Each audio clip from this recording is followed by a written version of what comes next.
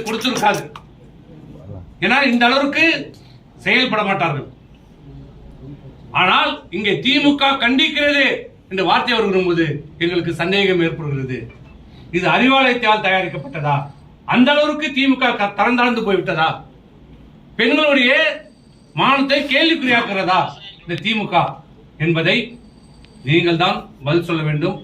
காவல்துறைக்கு சொல்கிறோம், மீண்டும் சொல்கிறோம், வேண்டுகோளாகவும் சொல்கிறோம். உண்மையை விரைந்து விசாரித்து இன்னைக்கு 19ஆம் தேதி கொடுத்தது, இத்தனை நாள் ஆட்கிறது. இன்னும் அந்த பெண்ணுக்கு மருத்துவ பரிசோதனை செய்யப்படவில்லை. ஒரு கற்பழிப்பு புகார் கொடுத்தால் முதல் கடமை அந்த பெண்ணுக்கு மருத்துவ பரிசோதனை செய்ய வேண்டும். ஏன் இது வரைக்கும் செய்யல? ஏன் செய்யல? யாருடைய அழுத்தம்? என்ன காரணம்?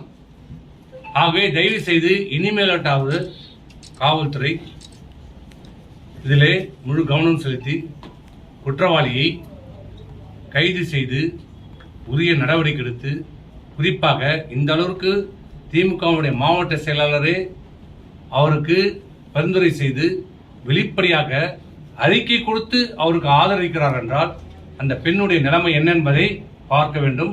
அந்த பெண்ணுக்கு முழுமையான பாதுகாப்பு அளிக்கப்பட வேண்டும். அந்த பெண்ணிற்கு ஏதாவது நடந்தால், இனிமேல் நடந்தால் அதற்கு இந்த அறிக்கை தான் காரணம்.